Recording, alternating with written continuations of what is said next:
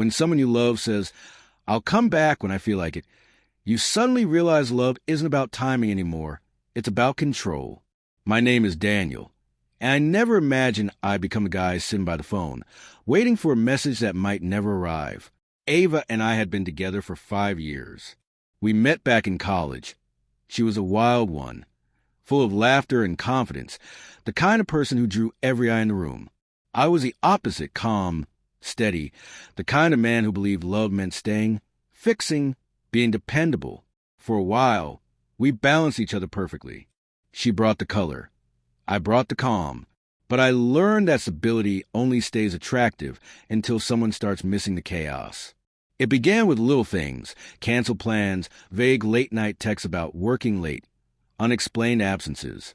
She switched her perfume, started wearing lipstick just to buy groceries. I didn't want to see what was right in front of me. Love makes you blind, but denial makes you foolish.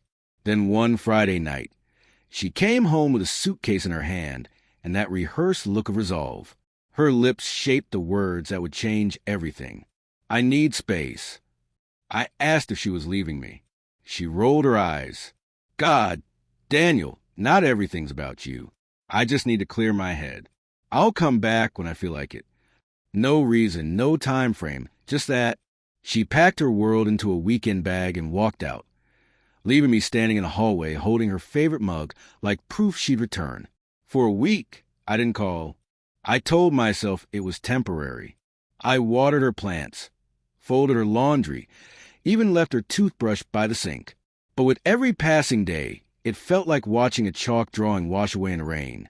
The outline remained, but the color faded. Then one night, I made the mistake of checking her social media. There she was, laughing on a rooftop bar, a man's arm draped around her waist. The caption read, "Freedom looks good on me."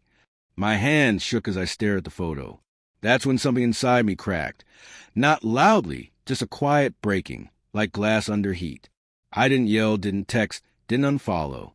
Instead, I started planning the only response that mattered, not revenge, not pleading, but clarity. If she wanted freedom, I'd show her what real freedom looked like, the kind that doesn't wait at the door. 2 weeks went by. The house felt hollow. No music humming from her playlist, no perfume in the air. But I discovered silence isn't always loneliness.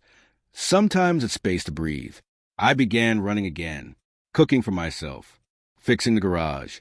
Each small act stitched a little piece of me back together. Then one Thursday night, her text appeared. "Hey, just checking in. Hope you're okay." It wasn't concern, it was curiosity, the kind that expects you to still be waiting. I typed a short reply. "Doing fine." Hours later came another message. "I'll come back when I feel like it." I stared at the screen and laughed. Not the happy kind, but the kind that comes from finally getting the punchline. I wasn't the one waiting anymore. She just didn't know it yet. That weekend, a friend invited me to an engagement party. I almost said no. Smiling in a crowd sounded exhausting. But something told me to go. The party was held at a vineyard just outside the city, warm lights, laughter floating through the air. I was pouring a drink when a familiar voice said, "You still make whiskey look classy." I turned. It was Elena, an old friend from college. She looked radiant, self-assured, the kind of woman who spoke with her whole face. We talked for hours, laughing like no time had passed. For the first time since Ava left, I didn't feel like a man waiting for permission to live. When the night ended, Elena asked if I'd like to meet for coffee. I said yes without hesitation. The next morning, I saw a new message from Ava. "Are you home this weekend? I might stop by." I didn't answer. Instead, I opened my gallery and looked at the photo from last night, Elena and me beneath string lights, smiling, relaxed, alive. I looked free, not broken, not bitter, just done waiting. I sent her that photo. No caption. 3 minutes later, Ava replied, "Who's that?" For the first time in months, she cared enough to ask. I watched the typing bubbles appear, vanish, reappear. She didn't know what to say, and that silence told me everything. For years, she'd been the one in control, deciding when to talk, when to love, when to leave. But now, that picture had shifted the power. For once, she was the one wondering, What if he doesn't wait this time? Finally, her next message came. You moved on already? I replied, you said you come back when you felt like it. I decided not to wait until then. No anger, no drama, just truth. An hour later, my phone rang. I let it ring out. She called again, then again. Finally, a text. Can we talk, please? When she showed up the next evening, she looked different. Not composed like before, but like someone realizing too late what they'd lost. She stood in the doorway, eyes scanning the room as if searching for traces of herself. Who is she? She whispered. I looked at the woman I once built my world around. Someone who doesn't treat love like a waiting room. Her voice cracked. So that's it? After everything? I almost laughed. After everything?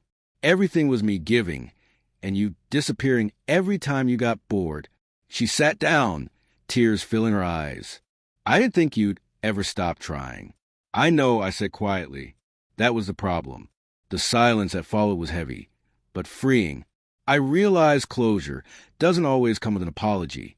Sometimes it comes when you finally recognize your own worth.